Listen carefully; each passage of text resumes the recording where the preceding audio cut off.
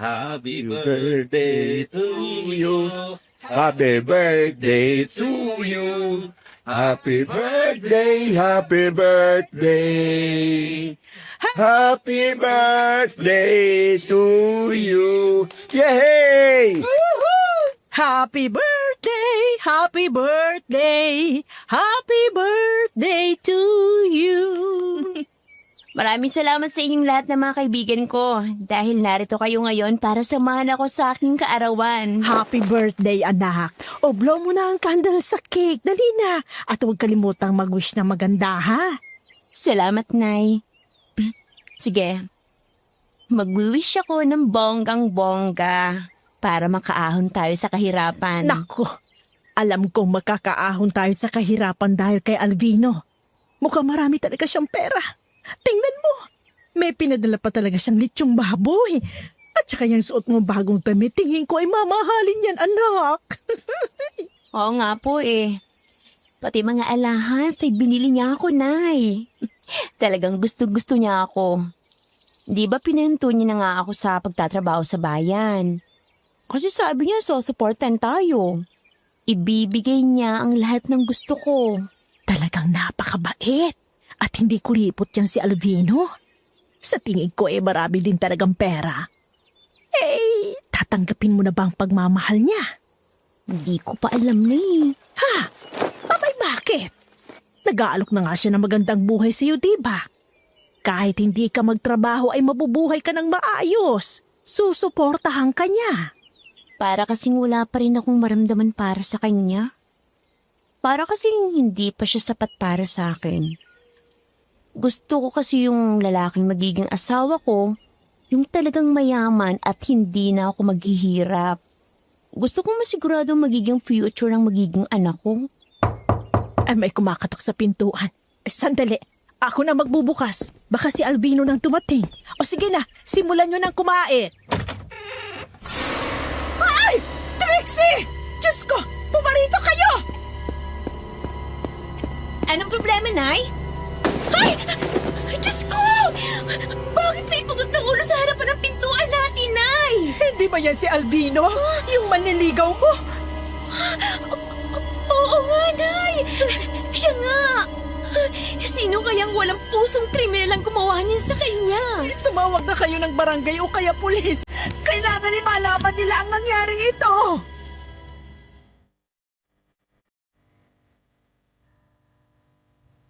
Sa mundong ito, ang karamihan ay isinilang na mahirap. Kaya kapag kumatok ang magandang kapalaran, ay hindi na yon pinapalampas para magkaroon ng magandang buhay. Ganun po ang naging karanasan ko. Dear Aswang Diaries at Madam Venus, tawagin niyo na lang po ako sa pangalang Trixie, Tubong Negros Occidental. Isa din ako sa avid listeners ng inyong programa. Kasi nakaka-relate ako sa mga kwento ng mga kababayan natin about aswang. At sabi nga ng apo ko ay i-share ko daw ang aking naging karanasan tungkol sa mga aswang na palagi kong kinikwento sa kanila. Nainganyo naman ako. Kaya ngayong ika-29 ng Hulyo, alas 10 ng umaga. Sa tulong ng apo ko na siyang sumulat nito, ay ikikwento ko sa inyo ang naging karanasan ko noong ako'y bata pa. At nasa 25 anyos pa lamang na nangyari sa akin sa Tagbilaran. Hindi ko na lang babanggitin ang mismong baryo para hindi isipin ng mga kababayan natin na sinisiraan ko ang kanilang lugar. Ito ay tungkol sa isang uri ng aswang na may kakayahang manggaya ng anyo ng kahit na sinong tao. Isang aswang na shapeshifter. Kabayan, naniniwala ka ba na may mga ganitong aswang? Samahan niyo ako at ikukwento ko sa inyo ang tunay na nangyari.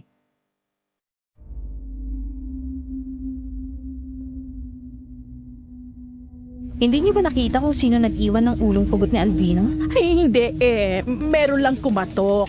Tapos nang buksan ko ang pintuan ay nakita ko na yung ulong pugot niya. Trixie, may alam ka bang kaaway ni Alvino na pwedeng gumawa nito sa kanya? Wala. Wala akong alam na kaaway niya eh. Sa tingin ko, matindi ang galit sa kanya ng taong gumawa niyan. Pinugutan siya ng ulo eh. Pero kung kay Alvino siya nagagalit, anong intensyon niya at dito niya dinala sa inyong pugot na ulo. Oo nga. Ano ang gustong palapasin ng gumawa nito? Alam mo bang muntik na akong himatayin sa takot nang makita ko ang pugot na ulo ni Alvino? Nakadilat pa man din ang mga mata. Mabutit kinuha na ng mga kasamahan mong pulis. Dadali na po yun sa morgue, Nanay Melinda. Kami naman ang iba kong mga kasamahan. Mag-iimbestiga muna. Nakakainis naman. Kung kailan birthday ko tsaka pa nangyari to. Natakot tuloy ng aking mga bisita at nagsialisan na. Ay nako, Mierna, mabuti pa ay pumasok ka muna at ang mga kasama mong pulis, tawagin mo sila. Kumain muna kayo. Ang daming pagkain dito. Sige po, salamat.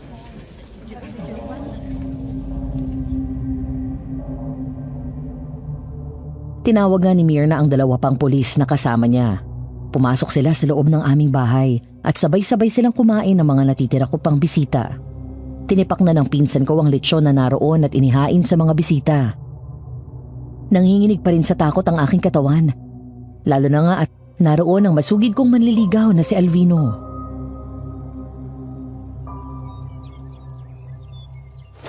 Hoy, natutulala ka na naman, sis.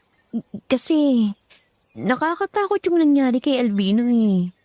Iniisip ko lang kung anong dahilan kung bakit dito sa harapan ng pintuan namin dinalang ulo niya at sa araw pa ba na to? Simple lang. Para ipaalam sa'yo na wala ng taong hinihintay mong dumating. O kung dumating man siya, wala na siyang buhay. Malaking galit nun kay Alvino at maaaring galit din siya sa'yo. Myrna, ang talino mo talaga. Ang galing mong investigador. Parang naiisip mo na kagad ang lahat ng anggulo ng krimen.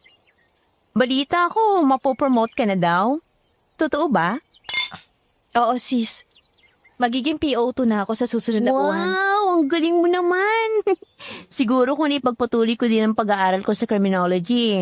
Pareho siguro tayo ngayon, no? Sigurado yon. Pero sayang nga, kung hindi na mayapan ng maagang tatay mo, baka naigapang ka rin niya sa kolehiyo at naging pulis ka din. Oo nga. Sayang talaga pero gano'n naman talaga siguro ang kapalaran.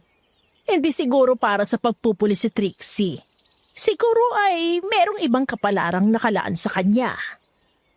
Tama po kayo, Nay Melinda. Bawat tao naman iba-iba talagang nagiging kapalaran. Pero dito sa kaibigan ko, isa lang ang nakikita kong kapalaran nito. Anong kapalaran ko, sis? Ang maging milyonarya. Yun naman ang pangarap mo mula pa nung bata pa tayo, di ba? At sa ganda mong yan, tsak na mangyayari yun. Ay nako, sana'y magdilang anghel ka, sister. Pero hindi na mangyayari yun kapag namatay kagad ako. Kasi kung tamang iniisip mo, hindi ako nakasisiguro ng kaligtasan. Kailangan ko mag-ingat. Tama ka dyan. Huwag kang magtitiwala sa kahit na sinong tao, lalo na kapag hindi mo kakilala. Nandiyan ka naman eh. Alam ko naman hindi mo ako pababayaan. Yaan mo, kapag naging mayaman ako, hindi kita makakalimutan. Ihahanap din kita ng mayamang asawa. Ay mali, hindi na nga pala kailangan yun kasi mapera ka na pala.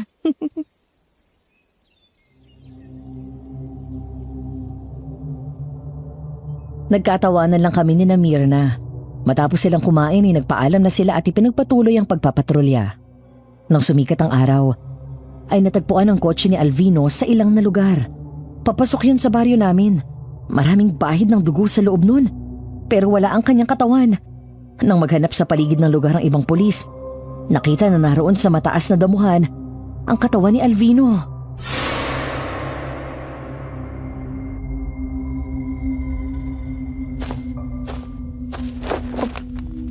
Bakit ganyan ang itsura niya? Para siyang kinatay na baboy. Biniyak ang kanyang tiyan. Nakalabas ang bitukan niya. Walang puso talagang gumawa nito. Pinugutan na siya ng ulo tapos ganyan pang ginawa sa katawan niya. Sa tingin ko ay baliw ang gumawa niyan. Dapat ay mahuli siya agad. Ay hindi pwede na patuloy siyang pag-alagala. Abay, makagawa niya ng masamang aking anak. Mga kasama, hanapin natin ang patalim na ginamit sa pagpatay kay Alvino. Yun ang magiging susi natin para matukoy ang kriminal. Kinakabahan ako, Myrna eh. Kung tamang naiisip mo, baka mas maganda na merong mga pulis na magbabantay sa akin. Kasi anumang oras, pwede akong balikan ng kriminal na yun. Yun nga din ang iniisip ko kanina pa. Kailangan mong mag-ingat, sis. Hayaan mo. Palagi na lang kami iikot sa lugar niyo. Sige, mauna na kami umuwi sa'yo. Umuwi na tayo, Nay. Parang hindi na magandang pakiramdam ko eh.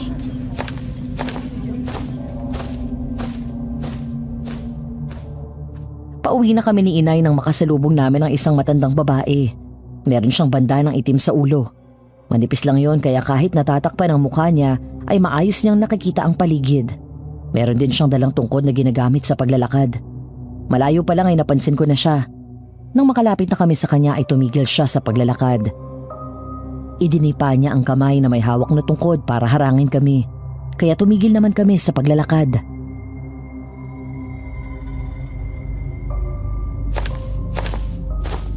Anong pakiramdam kapag may mga taong namamatay ng dahil sa'yo?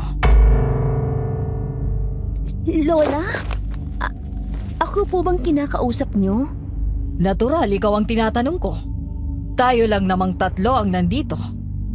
Masarap ba sa pakiramdam kapag may taong namatay ng dahil sa'yo? Huwag niyo akong tanungin ng ganyan. Wala akong kasalanan sa mga nangyari sa kanila. Sino ba kayo? Isang manghuhula. Hindi mo ko kilala. Pero ikaw, kilalang kilala na kita. Isa kang babaeng mapagsamantala sa mga lalaking nagkakagusto sa'yo. Piniperahan mo sila, pero wala silang nakukuhang anumang kapalit galing sa'yo. Hoy, tanda! Huwag mo nga pagsasalitaan ng ganyan ng aking anak. May katibayan ka ba sa mga sinasabi mo? Isa ka pa, konsentidora ka. Palibas ay nakikinabang ka rin sa mga nauhutot ng anak mo, sa mga lalaking nababaliw sa kanya. Kawawa naman ang mga taong niloloko niyong mag-ina, kagaya ni Alvino. Wala kayong pakialam kung anong gusto kong gawin sa buhay ko. Tsaka kusa nilang ibinibigay sa akin ng mga bagay na yun. Tsaka wala din akong alam sa nangyari kay Alvino. Parang baliw na taong pumatay sa kanya. Tama ka. Baliw ngang pumatay kay Alvino. Isang baliw na hinahangad na makuha ang pagmamahal mo. Pero hindi mo yun nabigay sa kanya matapos mong makuha ang lahat ng gusto mo sa kanya. Kaya ngayon, lahat ng manliligaw mo namamatay. Sinong baliw ang sinasabi mo, ha? Kilala mo ba kung sino ang kriminal na yon? Bakit hindi nyo isipin kung sinong baliw na yon? Ano? Hindi nyo maisip kung sino? Abay, sa dami kasi ng niloloko ng anak mo. Hindi mo na nga malalaman kung sino ang pwedeng gumawa ng masama sa inyo. Isusumbong ko kayo sa pulis. Sasabihin ko na kilala niyo ang kriminal kaya kailangan kayong imbestigahan. Sabihin mo yan sa kanila para malaman ng mga pulis kung gaano ka kakasamang babae na sa kabila ng maganda mong mukha, ugaling demonyo ka naman. Dahil puro perang laman ng utak mo. Tumigil ka naman na. Hindi ko gustong tabas ng dila mo, ha? Baka kahit matanda kay patulan kita. Totoo ang lahat ng sinabi ko. Sa dami ng mga lalaking niloko ng anak mo, marami nang nagagalit sa kanya. Hindi nyo alam kung sino-sino sa kanilang nagbabalak ng masama sa inyo. Kaya palagi kayong mag-iingat. Baka isang araw, kayo naman ang sumunod kay Alvino. Tayo, Nanay. Huwag mo nang intindihin ang matandang yan. Nakikita ko ang iyong kapalaran. Mapanganib, madugo. Nakakatakot na pangitain, Trixie. Kaya palagi kang mag-iingat. Bibigyan kita ng babala. Hindi lang ordinaryong tao ang nagagalit sa'yo dahil sa mga kasalanan mo. Anong ibig mong sabihin, Lola? Naniniwala ka ba sa aswang? Tumigil ka na! Tinatakot mo lang ang aking anak. Kung wala kang sasabihin maganda, umalis ka na! Ang dapat ngay magpasalamat pa kayo sa akin dahil binibigyan ko na kayo ng babala. Kapag hindi tumigil ang anak mo sa mga ginagawa niya, yon ang magdadala sa kanya sa kapahamakan. Trixie, palagi kang magdadala ng asin o bawang sa iyong bulsa. Naku, ang baho ng bawang hindi ko kayang tagalan ng amoy niyan. Tsaka, bakit ko naman gagawin yun? Aswang ba talagang pumatay kay Alvino? Oo, tama ka. Gamit ang matatalim niyang kukoy, nagawa niyang mahiwa ang tiyan ni Alvino. Kinain ng puso at atay. Pinugot ang ulo at dinala sa bahay mo para bigyan ka ng babala na ikaw na ang isusunod niya. Pero, anong kasalanan ko sa aswang na yun kung totoo man ang sinasabi niyo? Ang tanging nakikita ko, isa sa mga kamag-anak ng aswang na yon ang nagawan mo ng malaking kasalanan. Kaya gusto niyang gumanti sa'yo. Kaya mag-iingat kayong mag-ina. Hindi kami naniniwala sa iyo, Manang. Hindi yun aswang. Kung hindi isang baliw na gusto lang kaming takutin. At saka, hawak niya ng mga pulis ang kaso. Sabi nila baliw ang kriminal na yon. Kaya wag niyo akong piliting maniwala na merong aswang. Nasa sa inyo yan kung makikinig kayo sa akin. Kung ipipilit niyo pa rin ang paniniwala niyo, bahala na kayo. Basta ako, sinabi ko na ang nalalaman ko.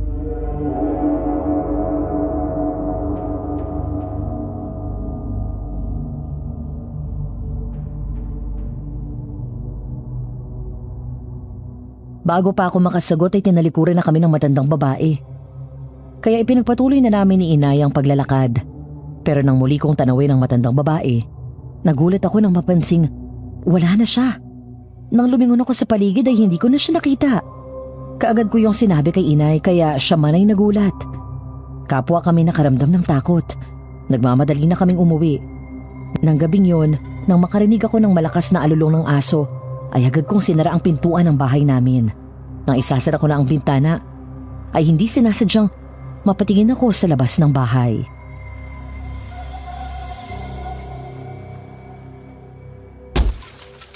Nay! Nay! Oh, Trixie, ano ba yon? Bakit ka sumisigaw dyan? Merong taong nakatayo sa tabi ng puno ng nyug. Nakatingin sa akin, Nay. Sigurado ka ba? Baka naman namamalikmata ka lang. Alam mo naman kapag gabi, minsan ay dadadaya tayo ng ating paningin. May nakita nga akong tao doon, Nay. Alam kong tao yun. Ikaw naman masyado mong tinatakot yung sarili mo. Naniniwala ka ba sa matandang manghuhula na yon? Tumabi ka nga dyan at titingnan ko. Nakita niyo ba, Nay? Doon sa mismong puno ng nyug. Doon siya nakatayo kanina. Wala naman akong nakikita Baka anino lang ng dahon ng niyog ang nakita mo. Maliwanag kasi ang buwan. Ay sige, halika dito para malaman mo na wala nga yung taong sinasabi mo. Halika!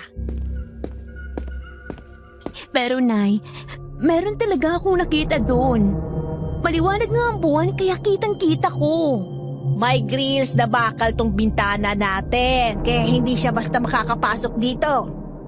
Halika, sumilip ka para malaman mong totoong sinasabi ko. Halika na! Huwag ka matakot kasi wala namang tao road. Oo nga po. Wala na siya. Pero kasi kanina, Nay,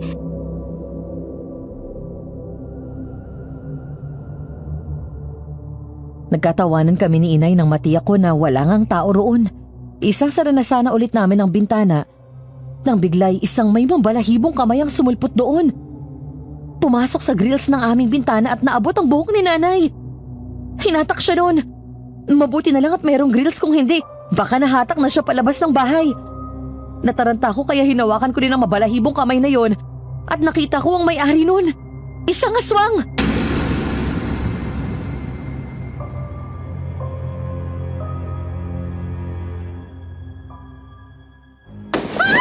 Trixie! Tulungan mo ako! walang hiya kang baliw ka! Bitawan mo ang nanay ko! Gumawa ka ng paraan! Dalaan mo, Trixie! Tulungan mo ako! Ayaw sa lamisan yung termos! Bagong kulo lang tubig nyon! Sabuyan mo! Walang hiya ito! Dalaan mo na! Sandali lang! Humanda ka ngayong aswang ka! Lapras ka ngayon! Sige, Trixie! Paliguan mo ng kumukulong tubig ang pangit na halimaw na to!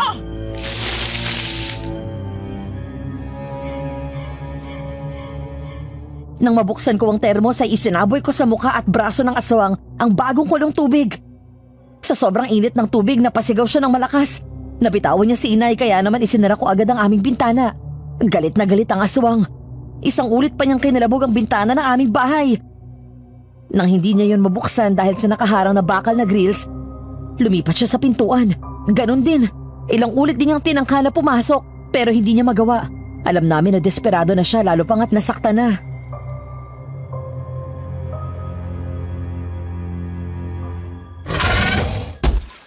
Mga kapitbahay! Tulungan niyo kami! Sinasalakay kami ng aswang! Tulong po! May aswang dito sa bahay namin! Nay Melinda! Trixie! May mga kapitbahay na tayong dumating. Parang boses yata yun ni Mirna, Nay. Mierda, mabuti naman at dumating kayo ng mga kasama po. Nagruronda po kami.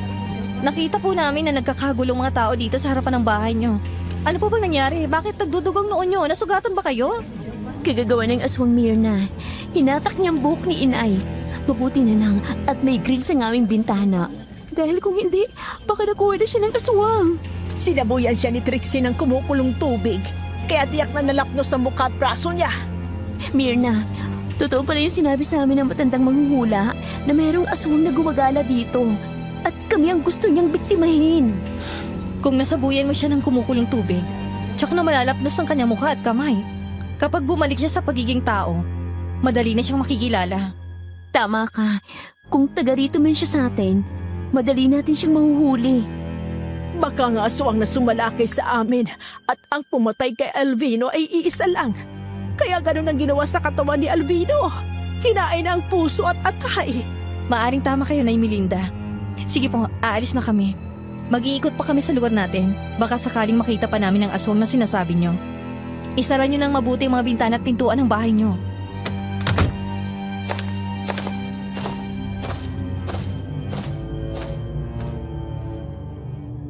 Nang makaalis na ang mga pulis at mga kapitbahay namin, ay isasara na sana namin ni Inay ang mga bintana at pintuan ng aming bahay.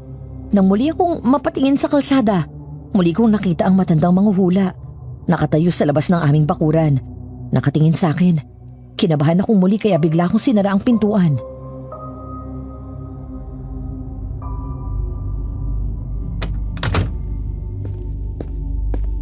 Nay, yung matandang manghuhula. Nakita ko nakatayo siya sa labas ng bahay natin. Naku, di kaya siya at yung aswang ay iisa lang. Baka kaya niya sinasabi ang mga yun sa atin ay siya din ang aswang na yun, hindi ba? Ala, baka nga tama ka, Nay.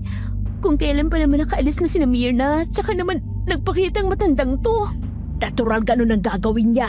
Hindi siya tanga para sumalakay dito ka at maraming tao. Siya, silipin mo nga kung nandyan pa siya, dali. Ayoko, Nay. Baka biglang dukutin kagaya ng nangyari sa'yo kanina. Bullshit talagang aswang na yan. Hindi tuloy tayo makakatulog dito kasi baka makapasok dito yan at mapatay pa tayong dalawa. Tingnan niyo po kung nandyan pa siya para muli tayong humingi ng saklolo sa ating mga kapitbahay.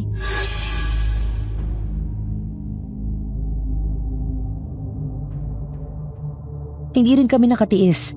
Bahagya akong iniangat ang pintuan at sumilip kami sa labas. Wala na ron ang matandang manghuhula.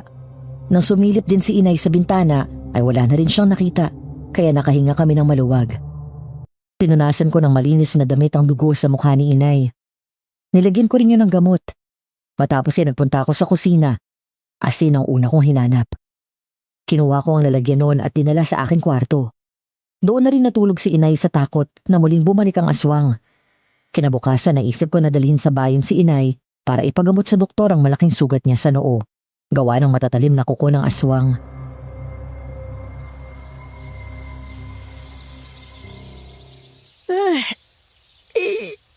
Sobrang sakit, Trixie.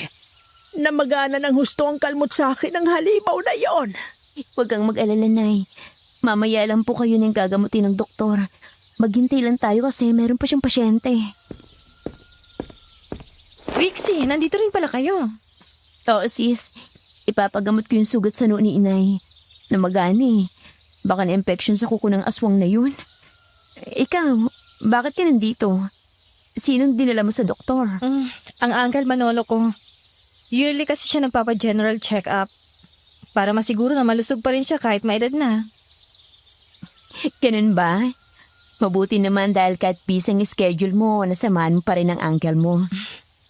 Ako kasing paborito niyang isama kapag lalabas siya ng bahay. Sa kanya din ako nakatira, tsaka yung katulong namin. Para na rin akong bodyguard kasi wala naman siyang anak, wala ring asawa. Kaya kapag lumalakad siya, hindi ko pinapabayaang mag-isa. Malungkot naman palang buhay ng uncle mo. Ay, sinabi mo pa, sis. Kaya ngayon ko napatunayan na kahit gaano karami ang pera mo, kapag wala kang kasama sa buhay, malulungkot ka pa din. Hindi nabibili ng perang kaligayahan. Mapera pala ang Uncle Manolo mo, Mirna. Mahirap nga ang tumandang mag-isa. Ang kailangan talaga ng uncle mo ng asawa na makakasama sa buhay. Teka, siya na ba yung papalapit sa atin? Oo, siya na nga yan. Oo, ang gwapo pala ng uncle mo, Mirna, kahit medyo maedad na.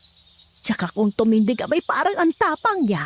Talaga pong matapang yun sa mga taong loko-loko, pero mabait siya at mapagmahal sa mga taong malapit sa kanya. Okay na ako, Mirna. Sabi ni doktor, ay mga 5 araw daw bago lumabas ang resulta. Mabuti naman po at natapos na kayo, Uncle Manolo. Ang gaganda naman ng mga kausap mo. Sino sila, Mirna? Uncle, siya si Nay Melinda at ang kaibigan kong si Trixie. Taga rin din sila sa lugar natin.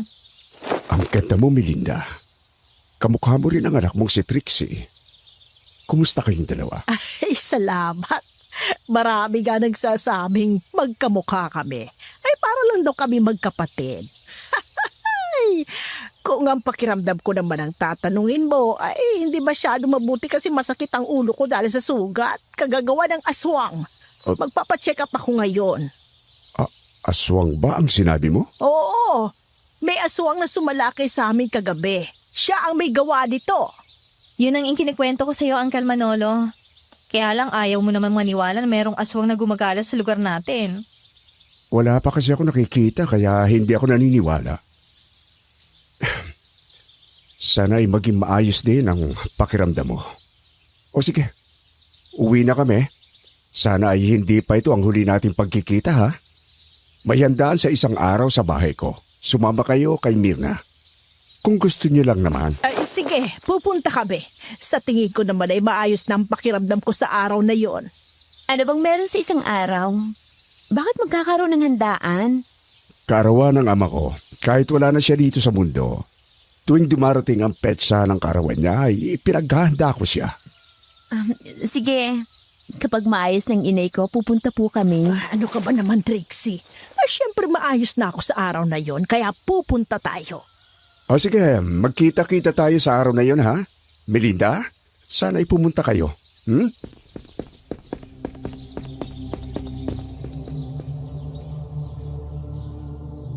Di nagtagal ay umalis na sina Mirna. Malayo na sila ay tinatanaw pa sila ni inay. Nakita ko ang kakaibang katuwaan sa mukha ni inay. Para bang nakalimutan niya ang sakit ng kanyang ulo ng pagkakataong yon. Tapos ay marahan ulit kaming naupo sa silyang naroon sa pasilyo ng ospital.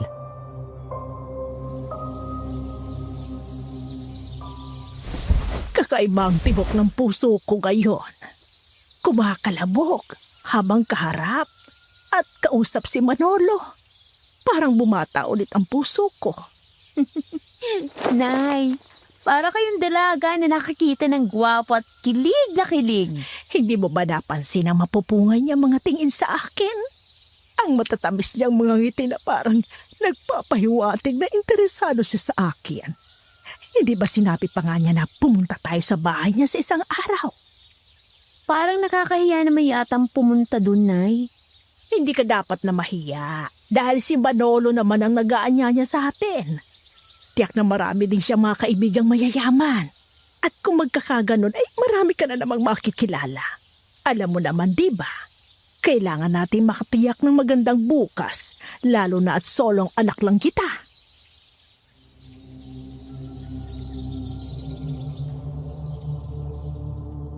Hindi na ako kumibo, pero sa totoo lang ay hindi mawala sa aking isipan ang mga bagay na sinabi sa akin ng matandang manghuhula. Pero naputol ang aking pag-iisip nang lumabas na ang assistant ng doktor at tinawag si inay. Siya na ang sumunod na ginamot ng doktor. Makalipas ang mahabang oras ay nalinis na ng doktor ang sugat ni inay at nilagyan ng gamot at gasa. Nagbigay din ng reseta ng gamot kaya bumali na kami sa butika. Dahil nasa bayan na rin kami ay namalengke na rin kami ni inay. Yun nga lang ay bigla ang pagsama ng panahon. Kumulimlim at sumabay ang malakas na buhos ng ulan. Mahirap ang biyahe kaya ginabi na kami. Nang makababa kami ng bus,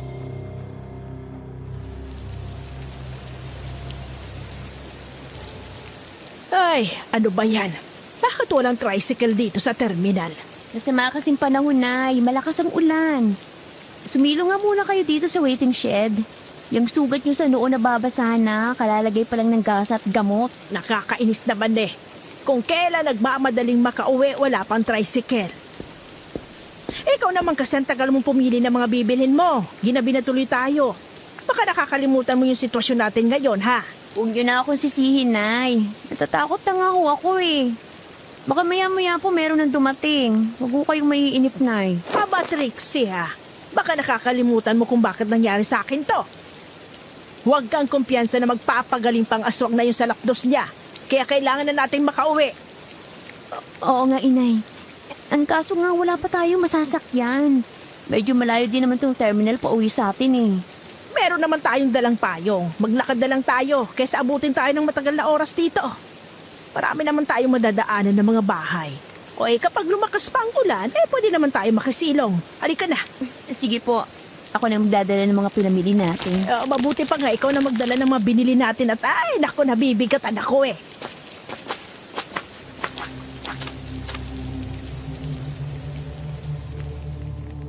sinamantala nga namin ni inay ang paglalakad habang mahina pa ang ulan. Mabilis ang aming mga hakbang. Paano nga ay sarado na ang lahat ng mga bahay na nadaraanan namin kahit 7:00 pa lang ng gabi. Yun ay dahil nga sa gumagalang aswang sa aming lugar. Mahaba na ang nalalakad namin ni inay nang makarinig kami ng mga yabag na sumusunod sa amin. Nang lingunin namin ni inay, wala naman kaming nakikita. Kaya nagpatuloy kaming lumakad at sa pagkakataong ito, mas mabilis na.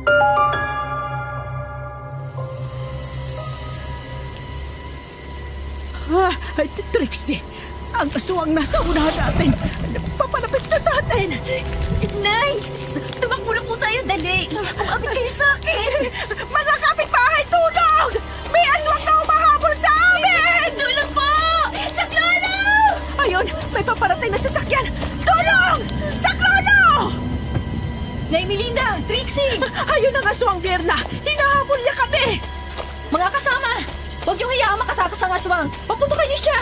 Patayin niyo lang! Walang hiyang yan!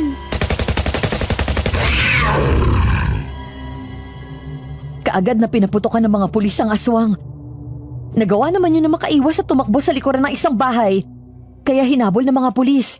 Hindi na rin kami humiwalay kay Mirna. Sinundan namin ng mga kasamahan niyang pulis hanggang sa makita namin ang mga iyon at ang aswang na nag-aagaw buhay na. May tama ng sibat sa dibdib. Bagay na ipinagtataka rin ng mga pulis.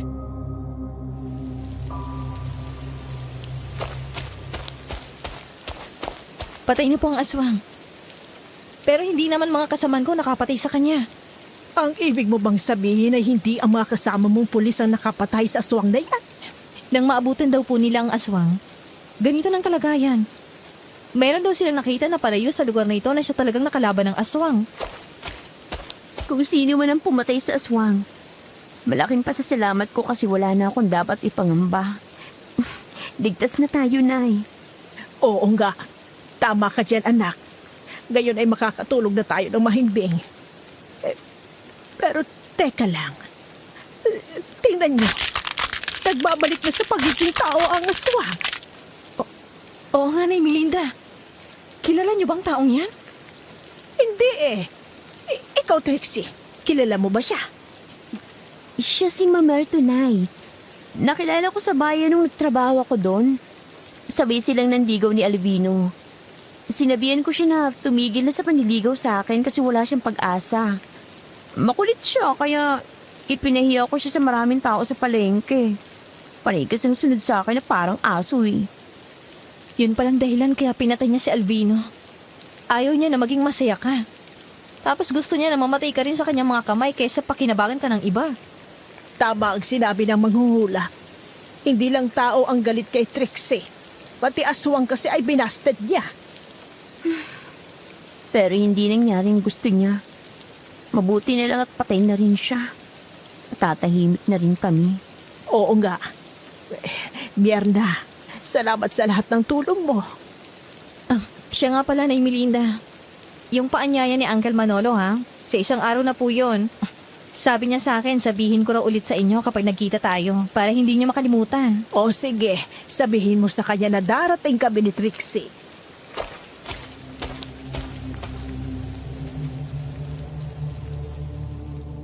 Mabilis nga ang naging paglipas ng mga araw hanggang sa dumating ang handaan kina Don Manolo.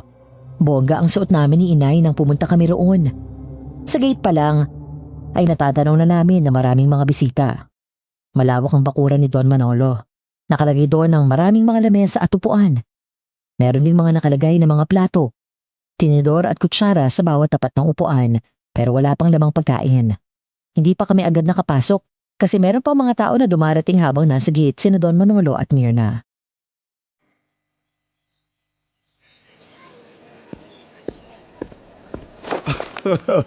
Mabuti naman at nakarating kayo. Happy birthday sa papa mo, Don Manolo. Naku, salamat Melinda. Sige, tuloy kayo. Tuloy. Nay Melinda, dito po tayo. Trixie, pasok na kayo. Sis, ang dami naman palang bisita niyo ngayon. Hindi ba nakakahiya? Ayos lang yan sis, huwag kang mahihiya. Napakaganda mo kaya ngayon. Oo nga naman, Trixie. Tingnan mo, oh. Sa atin nakatingin ang lahat ng mga nandito. Kaya nga ako medyo nag-aalangan, Nay. Kasi lahat sila nakatingin sa atin. Sis, saan pang lamesa na pwede kami ni Inay? Doon na lang kayo sa lamesang yun sis. Sige, pupunta kami doon.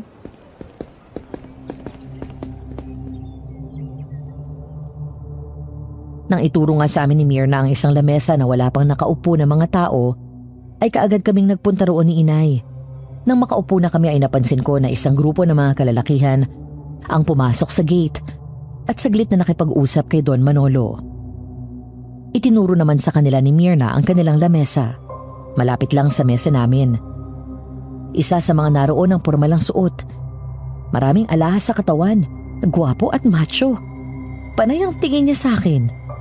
Matamis nga ang mga ngiti niya kaya bahagya din akong ngumiti. Hindi siya nakatiis at lumapit sa akin.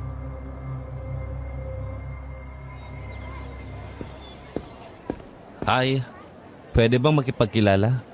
Ako si Mando. Ako naman si Trixie at siya ang aking inay. Alam ko. Alam mo na nanay ko siya? Oo, kasi magkamukha kayo. Kanina pa nga lang iniisip ko na. Kung hindi kayo magkapatid, mag-ina kayo. Ang galing mo palang manghula, Mando. Kumusta na kayo dito? Ayos naman kami, Don Manolo. Ayun yung lamesa ng pagkain. Serve yourself na lang ha. Kapag may gusto naman kayong kainin pa, tawagin nyo na lang ang mga waiter. Ay sige, kami nang bahala. Kaya na namin yan. Gusto mo ba ikuha na kita ng pagkain, Trixie? Huwag na. Ako na lang ang kukuha ng pagkain gusto ko mamaya. Sige. Basta kung may gusto ka, sabihin mo lang sa akin ha. Ako na ang kukuha para sa'yo. Salamat. Baka naman nahihiya lang kayong mag-ina. Halina nga kayo at sabayan nyo na akong kumuha ng pagkain doon. Nako, nakakahiya naman sa'yo, Don Manolo. Ayos lang yon. Halika, Trixie. Sabay-sabay na tayong kumuha ng pagkain. Dalhin nyo na yung mga plato ninyo.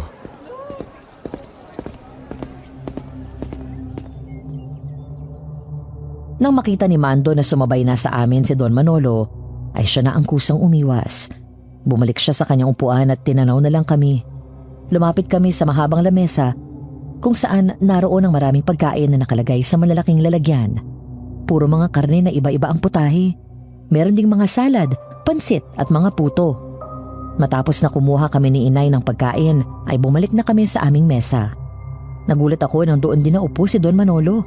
Sa upuang nasa pagitan namin ni Inay.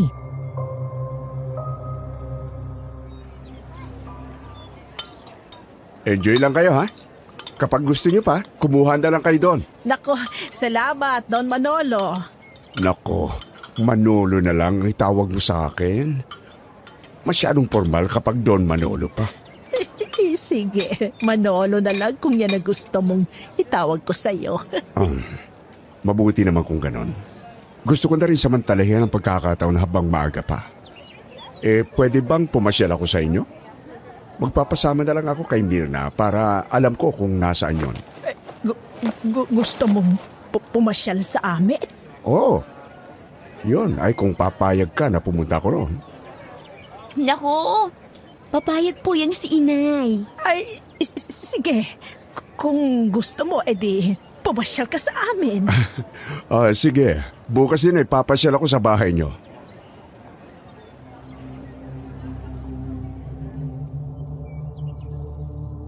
Masaya kami ng kumain ng sabay-sabay. Nakita ko ang kaligayahan sa mga mata ni inay, lalo na nga at palihim siyang tumitingin sa akin. Noon pa kasi ay pangarap na rin niya ang muling makakilala ng lalaking magpapadibok ng kanyang puso. 10 taon na rin kasi siyang nabiyuda nang mamatay ang aking ama. Kaya nang umuwi kami ay masayang-masaya si inay. Nang sumunod na araw ay lalo siyang nagpaganda at nagpabango pa kasi nga alam niyang dadalaw si Don Manolo.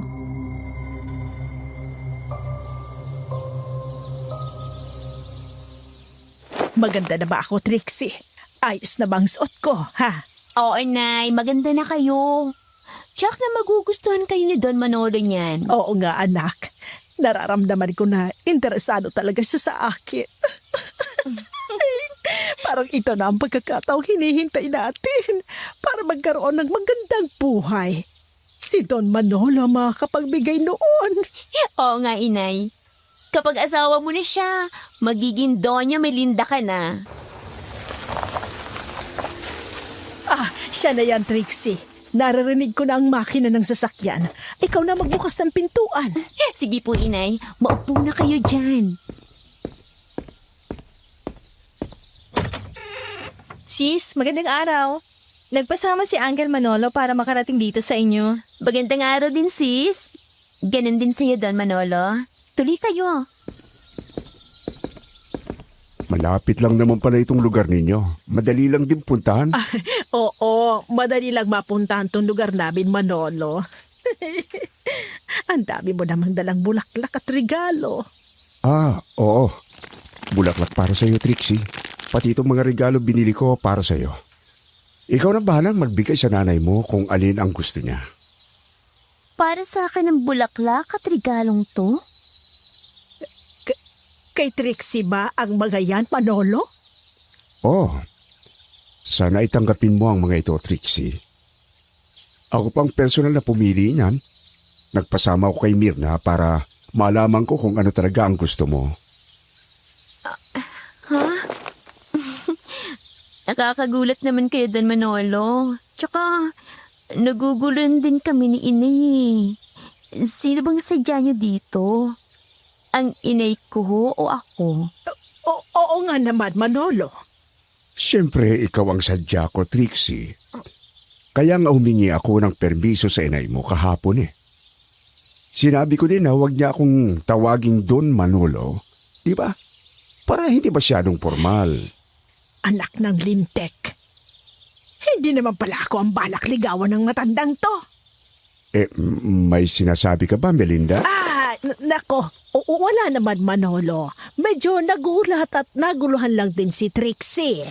Alam mo kasi sis, mula nang makilala ka ni Uncle sa ospital, paninang tanong niya sa akin, hindi na tumigil hanggang hindi nakakarating dito. Ganun ba? Ang inay ko ang gusto niyong ligawan, Don Manolo. Hindi kasi nagkaintindiyang mabuti. Ayos lang yon. Ngayon naman siguro ay malinaw na ano. Melinda, ako'y matagal ng byuda at wala ring anak. Gusto ko ulit mag-asawa para meron akong makasama sa buhay na ito. Gusto kong pakasalan ang anak mong si Trixie. Sa bagay na yan ay si Trixie lang makakapag-desisyon yan. Kung papayag siya ay nasa kanya yan. Masyado namang mabilis ang mga pangyayari, Don Manolo. Pwede po bang bigyan niyo ako ng sapat na panahon para pag-isipan ng bagay na yan?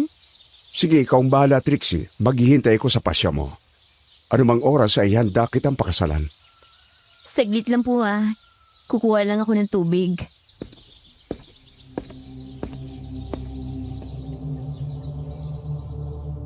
Nang mapunta ako sa aming kusina at uminom ng tubig, sinundan ako ng kaibigan kong si Mirna doon. Hinawakan kaagad niya ang aking kamay. Nakangiti siya ng matamis.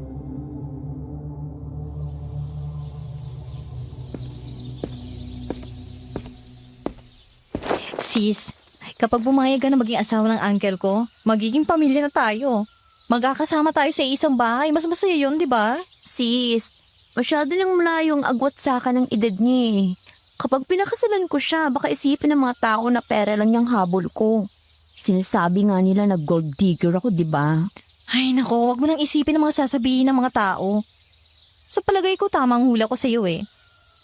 Di ba minsan sinabi ko nang magiging kapalaran mo maging milyonarya? Baka ito ng kapalarang matagal mong hinihintay, sis. Sige sis, hayaan mo pag-isipan ko yan ah. Huwag mo nang palampasin ang pagkakataon, sis. Mas gusto ko na ikaw ang mapangasawa ng Uncle Manolo ko kaysa naman sa iba dyan na hindi ko kakilala. Baka makakuha pa siya ng babaeng mapagsamantala. Okay, sige. Konting panahon na lang ah. Baka kasi nabibigla din ang Uncle Manolo mo sa akin eh.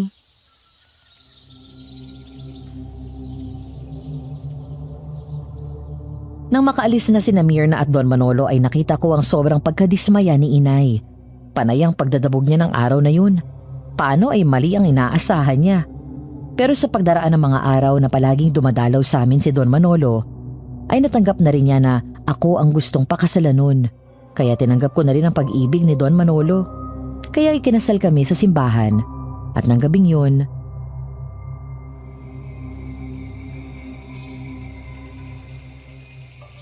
Ngayong asawa na kita, lahat na hilingin mo ay ibibigay ko sa'yo. Basta ang hiling ko lang ay maging matapat ka sa akin. Gusto ko na maging masaya tayo sa lahat ng panahon ng pagsasama natin. Asahan mo yan, Manolo. Magiging mabuti akong asawa sa'yo. Hindi kita bibigyan ng dahilan para magalit sa akin. Mabuti naman kung ganon. Talagang pinasaya mo ako, Trixie. Sa'yo na ako, Manolo.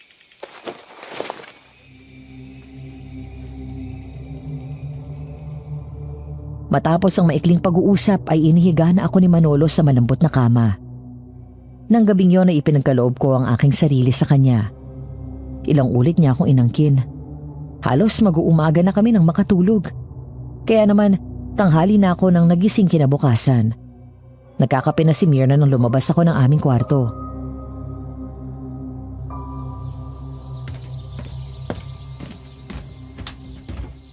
Mukhang napuyat ka ah. Pinuyat ka ba ni Uncle Manolo? Grabe ang Uncle Manolo mo, sis.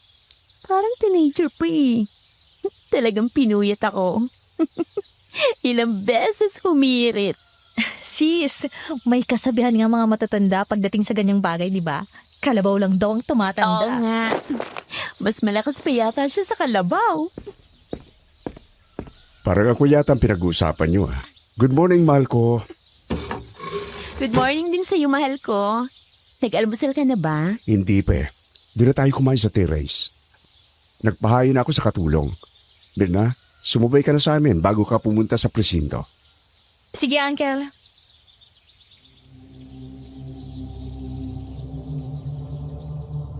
Sabay-sabay na nga kaming nagpunta sa teres ng malaking bahay. Presko ang paligid doon, kaya naman dinama ko ang malamig na simoy ng hangin. Nang mapatingin ako sa pader ng aming bakuran, ay nagulat ako. Dahil muli kong nakita ang matandang babaeng manghuhula. Nakatingin siya sa akin kaya naman bigla akong kinabahan. Nabitawan ko ang kutsara. Hinarap ko sina Mirna at Manolo.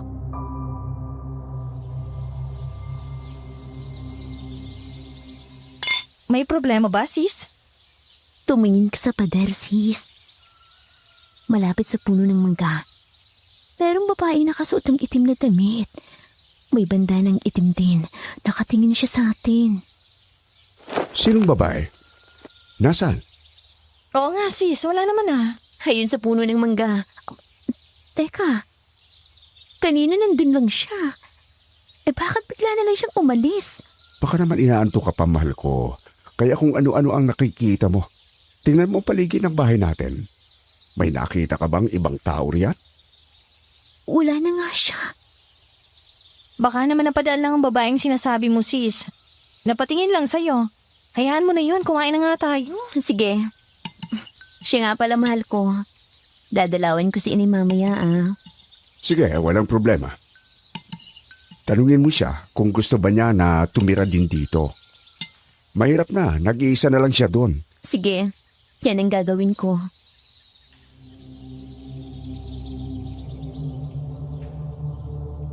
Matapos nga na makapag-almusal kami ay nagbihis ako.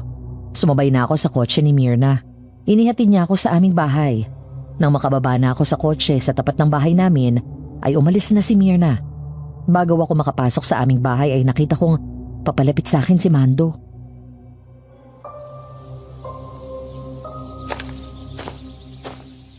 Ang bilis naman ng mga pangyayari. Kailan lang ay nagkita tayo sa bahay ni Don Manolo? Ngayon ay asawa mo na siya? Totoo bang minahal mo yung matanda na yon? O ang pera lang niya ang habol mo? Ano naman ang problema mo? Kahit ano pang dahilan ko, wala ka ng pakialam. Kaano-ano ba kita? Gusto din sana kita eh. Kaya lang mas mabilis pala sa akin ang matandang yon. Pero hindi pa rin ako susuko. Gusto talaga kita. Sorry ka. Asawa ko na si Manolo. Kaya wala ka ng pagkakataon. At saka hindi ko sasayangin ang magandang buhay na kaya niyang ibigay sa akin. May problema ba, Trixie? Wala naman, ay. Ito kasing si... Tingnan mo yung bastos na yon. Bigla na lang umalis nang makitang bumukas ang pintuan ng bahay natin. Bakit nandito ka? Hindi ba nasa honeymoon pa kayo ni Manolo? Hindi na kami natuloy na magbiyahe, Nay. Alam niyo naman na maedad na siya, kaya sabi ko nga sa bahay nilang kami. Nagpaalam ako sa kanya na bibisitahin kita. Sabi niya naman, tanungin daw kita kung gusto mo daw na sumama na sa akin at doon na daw tumira. Nako! Ay, dito na lang muna ako. Ayos na ako dito. Ayusin mo ang pakikisama sa kanya para wala kayong maging problema. Ingatan mo ang magandang kapalarang dumating sa'yo. Opo, Inay. Tatandaan ko po mga bili niyo sa akin. Basta kapag merong pagkakataon, bibisitahin ko kayo. Siya nga pala, Nay. Bakit kaya nagpapakita na naman sa akin ang manghula na yun? Bakit naman kaya? Ay, parang bigla naman akong kinabahan sa sinabi mo, anak. Anong sinabi niya sa'yo? Wala naman siyang sinabi, Nay. Nakita ko lang siya kanina habang nag-aalmusal kami ni Manolo at Myrna sa terrace ng bahay. Itinuro ko nga kina Myrna pero hindi naman nila nakita.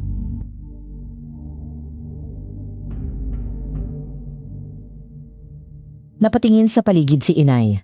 Dahil kinakabahan siya ay hinatak niya ako papasok sa aming bahay. Mahabang oras kaming nag-usap bago ko naisipang umuwi sa amin. Naabutan ko na nagkakape sa kusina si Manolo. Matapos na humalik ako sa pisngi niya, ay nagtuloy ako sa aming kwarto. Nagpapalit ako ng damit nang bigla ay umihip ang malakas na hangin. Pumasok sa nakabukas na bintana. Gumalaw ang kurtina ng aming kwarto. Nang hawiin ko ang kurtina, nakita kong nakatayo sa terrace si Manolo. Binuksan niya ang pintuan at pumasok siya sa aming kwarto. Pinagmasdan niya ako ng matagal.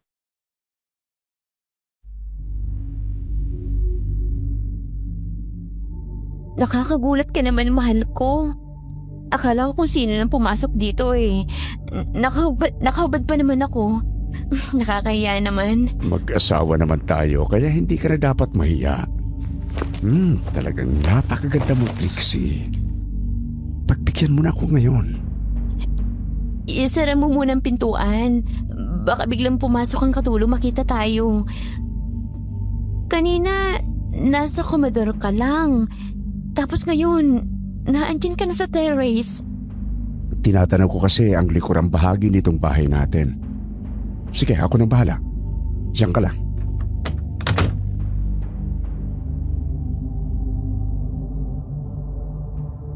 Matapos akong ihiga ni Manolo sa aming kama, ay isinara niya ang pintuan ng kwarto. Kaagad siyang bumalik sa akin at sa pagkakataong yon, ay muli niya akong inangkin. Matapos ang maiinit na sandali, ay kaagad siyang lumabas ng kwarto. Ako naman ay nanatiling nakahiga sa kama. Nakabalot ng kumot ang hubad kong katawan dahil sa totoo lang, napagod talaga ako. Pero ilang sandali lang ay bumukas muli ang pintuan ng aming kwarto. Pumasok ulit si Manolo.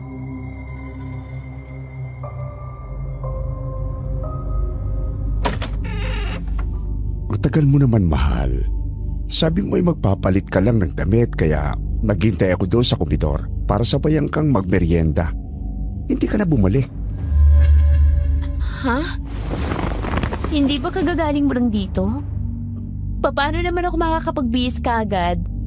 Ayaw mo nga akong tigilan hanggang hindi ka pinagbibigyan. Kaya pala hindi ka pa nagbibihis. Iniihintay mo pala ako talaga dito para sundan ka. Ikaw talaga mahal ko, ang pilyo mo. Katatapos mo lang at kalalabas ng kwarto ngayon, gusto mo na naman. Sino naman ang hindi maaakit kung makikita kang ganyan ang suot mo? Kaya wag ka nang tumutol pa. Alalahanin mo, nasa honeymoon stage pa rin tayo.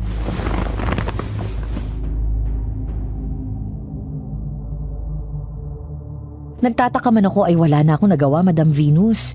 Naging sunod-sunuran na lamang ako sa kagustuhan ni Manolo ng pagkakataong yun. Kahit napagod na ako, ay ginawa ko ang aking obligasyon bilang asawa niya.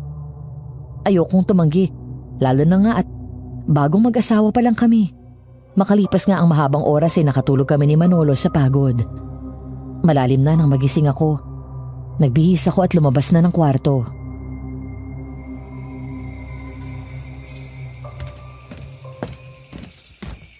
Sis, gabi na. Sabi ng katulong hindi pa daw kayo kumakain ng hapunan. Hindi pa nga sis.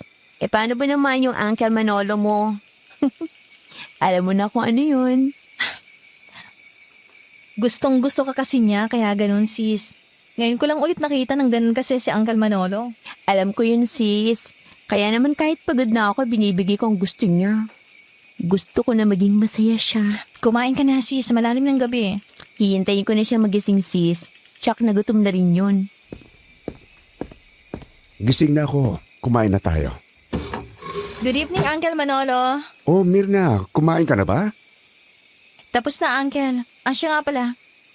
Kayo ba nagbukas ng pintuan sa terrace? Yung malapit dun sa room nyo? Sarado na yon. Nasa likurang bahagi na kasi ang bahay natin. Mahirap na, baka akyatin tayo ng magnanakaw at doon dumaan. Pero nakita ko kanina nakabukas yun, Uncle. Kaya isinara ko. Sino naman ang nagbukas? Tinanong mo ba si Aling Simang? Baka siya ang nagbukas nyon. Hindi ba ikaw yung nagbukas yung kanina, mahal ko? Doon ka dumaan at pumasok ka sa ating kwarto? Aba, hindi ah. Ano ka ba naman, mahal? Nakita mo ako kanina na naandito sa komedor, diba? Paano ako mapunta sa terrace at doon dadaan? Nakasara nga yun. Pero ikaw kasi yung nakita ko dun eh. Oo nga naman, Uncle Manolo. Kasi nakita ko nga na nakabukas yun kanina. Nasilip ko na tulog kayo kaya pumasok na ako doon at isinara kong pintuan ng terrace. Nako, nakakaya naman sa'yo. Nakita mo pala kaming natutulog. Nako, Uncle. Wala naman ako nakita kasi nakabalot kayo ng kumot ni Trixie. Nako sis, minsan makakalimutin na talagang uncle mo. Nakalimutan niya yung nangyari. Mabuti pa kumain na tayo, baka gutom ka na. Pero hindi ko talaga matandaan na pumunta ako sa terrace at binuksan yung kagaya ng sinabi mo. Basta ikaw yung nakita kong pumasok sa kwarto mula dun sa terrace. Hindi mo na nga ako pinalabas ng kwarto eh.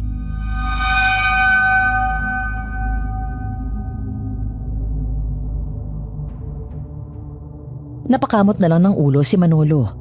Patuloy pa rin ang pag-iisip niya habang kumakain kami. Matapos kaming kumain nagbalik na kami sa aming kwarto at natulog.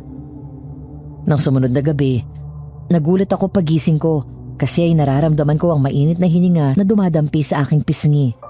Nang imulat ko ang aking mata, nakita ko ang aking asawa na si Manolo na hinahalikan ako. Muli ay nagpaubaya ako sa kanya nung humling siya na angkinin ako ng gabing iyon. At kagaya ng dati, pagkatapos ng mainit na sandali ay umalis siya ng kwarto. At ilang sandali ay papasok ulit, pero parang hindi niya alam ang kanyang ginawa sa akin.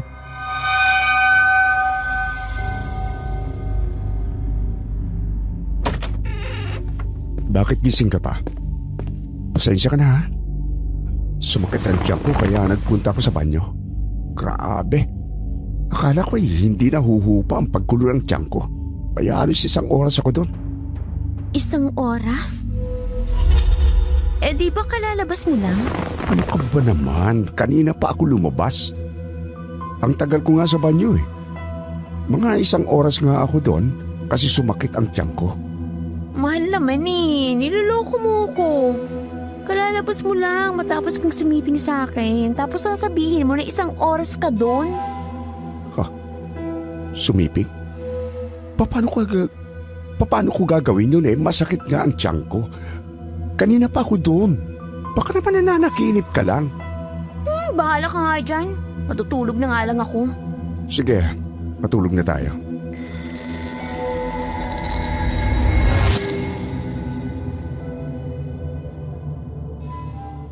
Halos gabi-gabi ay sinisipingan ako ng aking asawa, Madam Venus. Hanggang sa lumipas sa mga linggo at buwan, nag-iba ang pakiramdam ko. Palagi na akong nagsusuka sa umaga. Masama na ang aking panlasa kaya namimili na ako ng mga gusto kong kainin. Napansin ni Manolo kasi namamayat na ako. Kaya dinala niya ako sa doktor at doon namin nalaman na buntis ako. Pero sa halip na matuwa ay nagalit si Manolo pagdating namin sa bahay.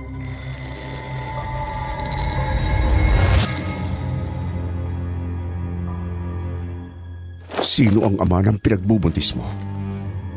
Magsabi ka sa akin ng totoo, Trixie. Bakit kailangan mo itanong sa akin yan? Sino bang magiging ama nito kung hindi ikaw?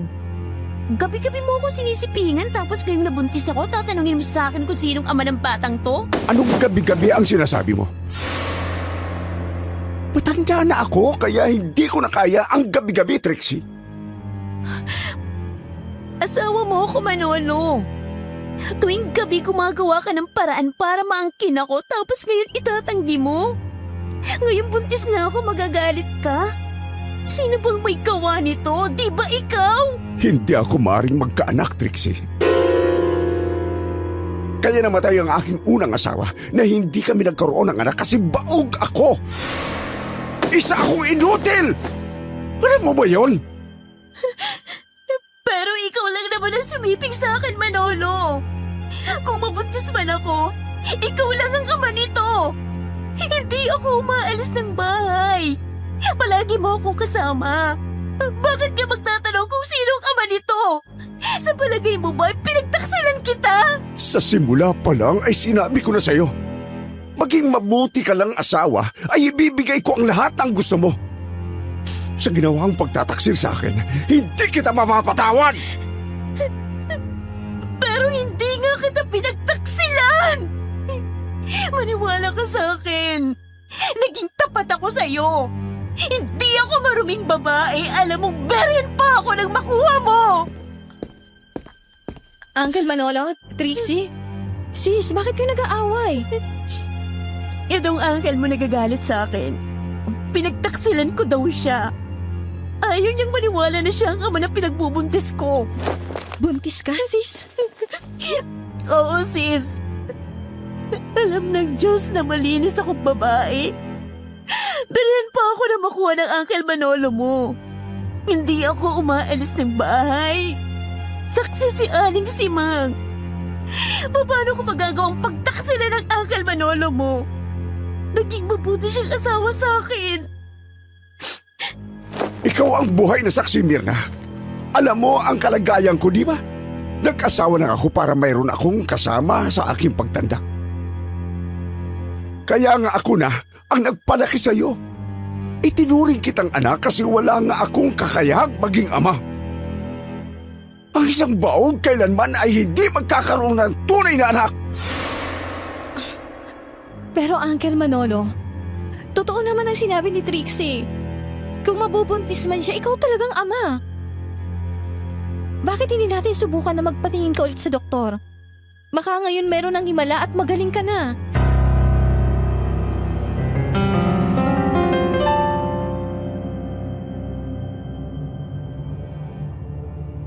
Sumang-ayon naman si Manolo sa sinabi ni Mirna. Nagpatingin ulit siya sa doktor at nang lumabas ang resulta, nalaman namin na talagang baog siya. Kaya tuluyan na siyang nagalit sa akin.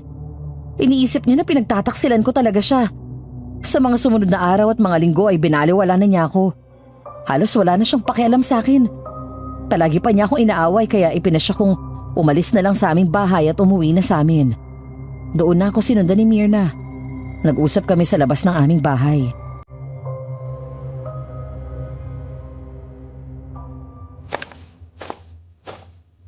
Alam mo kung ano yung masakit? Yung pagbintangan ka ng isang bagay na hindi mo naman ginawa. Yung itakwil ng sarili niyang anak.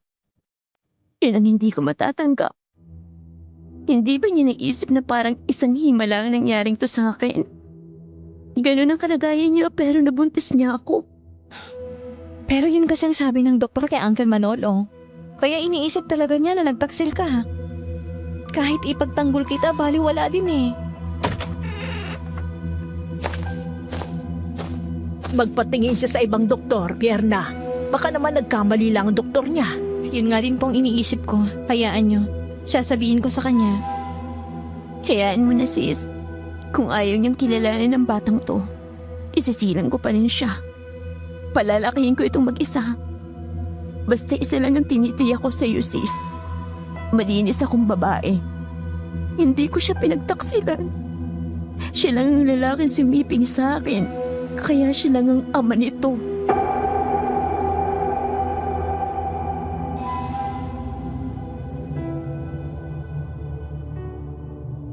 Na mga sumunod na gabi ay meron na naman akong naramdaman na kakaiba sa paligid ng aming bahay.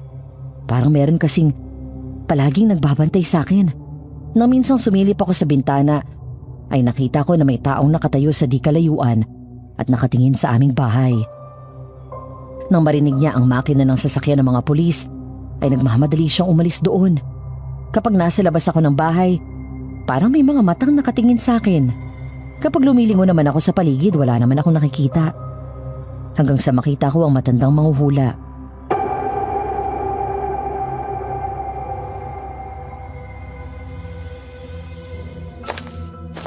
Manang, mula pa nang mamatay si Albino, palagi kayo nagpapakita sa akin.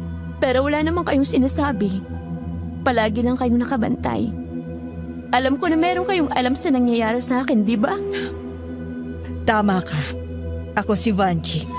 Palagi kitang binabantayan para makita ko at mahuli ang mga aswang na hinahanap ko. Napatay ko ng isa. Pero ang isang to ang pinakamailap. Anong ibig mong sabihin? Sinong aswang ang napatay mo? Si Mamerto. Ako ang pumatay sa kanya dahil pinatay nilang kapatid kong si Alvino. Alam ko na ikaw ang susi para matagpuan sila. Yun ang dahilan kaya palagi kitang binabantayan. Kung ganon, ikaw pala yung sinabi ng mga pulis na tumakbo palayo at tapos mong sibatin ang aswang na si Mamerto? Paano mo yung magagawa? Ang tanda mo na. Hindi naman ako ganon katanda. Ganito lang ang ginawa kong pagbabalat kayo para matugis ko ang mga aswang na malaki ang kasalanan sa akin. Kung palagi kang nakabantay sa akin, ibig sabihin ay alam mong nangyayari gabi-gabi? Tama ka. Ang ipinagbubuntis mo ay hindi nga anak ng iyong asawa. Kung hindi anak ng isang aswang na may kakayahang manggaya ng anyo ng isang tao o ng anumang hayop. Ginaya niya ang anyo ng asawa mo para maangkin ka at ipagbuntis mo ang anak niya. Totoo bang sinasabi mo, Vanchi? Ibig sabihin, hindi talagang asawa kong si Manolo ang nakakasiping ko gabi-gabi. Isa yung aswang? Oo. Isang aswang na katulad ni Mamertong naakit sa iyo. Hindi ka niya sasaktan kasi wala ka namang kasalanan sa kanya. Ang gusto niya ay maging ina ka ng anak niya. At kung maisilang mo ng anak niya, kukunin niya yan. Kung ganoon ay nagtaksil nga ako kay Manolo. Bakit hindi ko naisip na kaya pala ganun siya kalakas hindi pala siyang asawa ko? Ilang ulit ko siyang hinabol tuwing bibisitahin ka niya. Pero hindi ko maabutan. Dahil kung ano-anong hayop ang ginagaya niya, palagi siyang nakakatakas. Hindi mo kasalanan yun, sis. Hindi mo naman alam eh. Nadaya ka ng aswang na yun. Sis, nandito ka na pala. Oo, sis. Palagi rin ako nakabantay sa'yo. Kasi 2 buwan ng tiyan mo kaya alam kong pag-iinteresan ka ng aswang. Kung ganun, Aling Vanji, anong gagawin natin? Paano natin mahuhuli ang aswang na yun? Mayroon ako mga butil ng asin dito. Kapag merong kahina-hinalang tao na lalapit sa iyo, sabuyan mo yan. Kapag aswang siya, tsak na masasaktan, Ilagay mo palagi ito sa iyong bulsa. Napakasama niya. Sinira niyang pagtitiwala sa akin ni Manolo. Huwag kang mag-alala, sis. Ako nang magpapaliwanag kay Uncle Manolo ng mga nangyari. Sana lang ay maniwala siya at matanggap pa niya ang aking anak kahit ganito na ang kalagayan. Ang batang to, anak siya ng isang aswang. Hindi ko yan matatanggap. Magkakalat lang din siya ng lagim kapag nabuhay siya. Ayokong buhayan siya, Aling Vanji. Kasalanan sa Diyos ang pagkitil ng buhay. Pero kung kampo naman ang kadiliman ang ating papatayin, mapapatawad tayo ng buong may kapal. Pumasok na tayo sa loob ng bahay niyo at gawa natin yan ng paraan.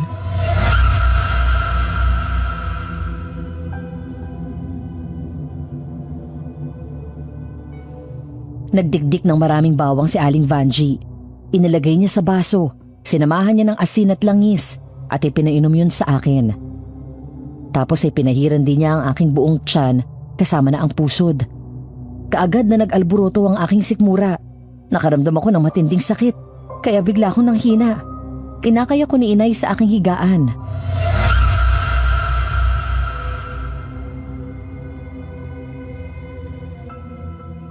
Iisa lang ang ibig sabihin niyan. Anak nga siya ng aswang. Magtutuloy-tuloy ang pagsakit ng tiyan mo hanggang sa mailabas mo na ang mga maruruming dugo sa iyong sinapupunan. Aalis na muna ako, sis. Babalik ako sa presinto. Pero huwag kang mag-alala. Palagi kami iikot dito. Ako na rin bahalang kumausap kay Uncle Manolo. Mag-iingat ka, sis. Aray ko. Sakit ng tiyan ko. Tiisin mo lang, Trixie. Malalampasan mo rin yan.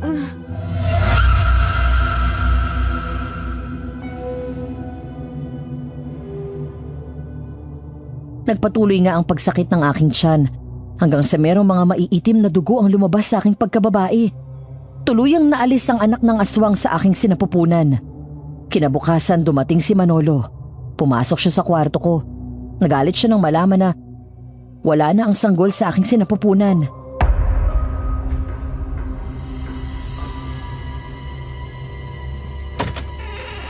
Anong ginawa mo sa anak natin? Bakit mo siya pinatay? Dahil anak siya ng aswang na nandaya sa akin. Hindi siya dapat mabuhay. Hindi ba ayaw mo nga siyang tanggapin kaya tayo naghiwalay? Kung ganun, ay hindi na pala kita kailangan. Pinatay mo na ang anak ko, kaya dapat ka na rin mawala. Sabi ko na nga ba eh. Alam ko na hindi ikaw si Manolo dahil ayaw niya sa batang to. Hindi niya itinuturing na anak to. Malalaman natin ngayon kung sino kang talaga. Tikman mo ang asin na to!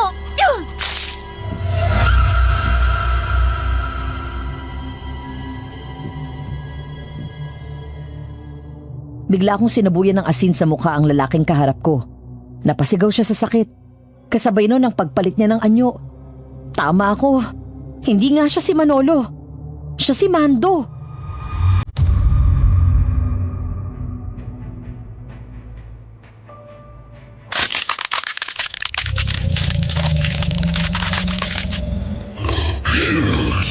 Aswang ka pala, Mando. Walang hiya ka. Papagsamantala. Sinabi ko na sa'yo, gusto ko maging ina ng aking anak, pero pinatay mo siya, kaya papatayin na rin kita! Hayop ka talaga, Mando. Nay, tulungan niyo ako! Hindi ka matutulungan ng inay mo, kasi isa rin siyang takot sa mga kagaya ko! Si Melinda takot sa'yo, pero ako hindi! Ikaw na naman? Akala ko ba kanina ay umalis ka na? Kaya sumalisin na ako dito! Akala mo lang yon, pero hindi naman ako lumayo. Tatapusin na kita! Hindi ka na makakatakas ngayon, nandito tayo sa kwarto!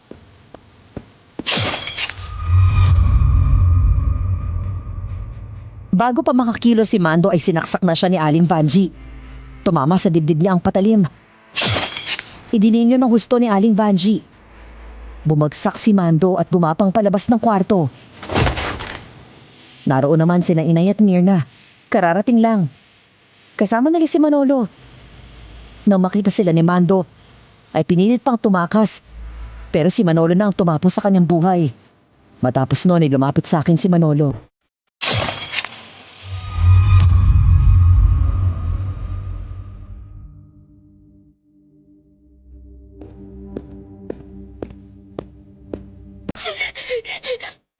Yun ang mandarayang aswang. Ginaya kaya akala ko ikaw ang kasiping ko. Tama na. Huwag ka nang magsalita pa. Alam ko ng lahat. Naandito ako para iuwi ka sa bahay natin. Pero marami na ako. Kalimutan natin ang lahat na nangyari. Magsimula tayong muli. Tama na. Huwag ka nang umiyak.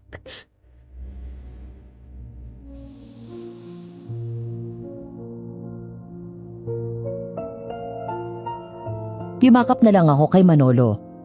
At sa balikat niya ay umiyak ng impit. Umuwi kami sa aming bahay. At sa pagkakataong yon ay kasama na si Inay para may mag-alaga sa akin. At yan po ang naging karanasan ko, Madam Venus. Sana po ay mapili ninyo ang aking liham para mapakinggan ng ating mga kababayan. Maraming salamat po at God bless.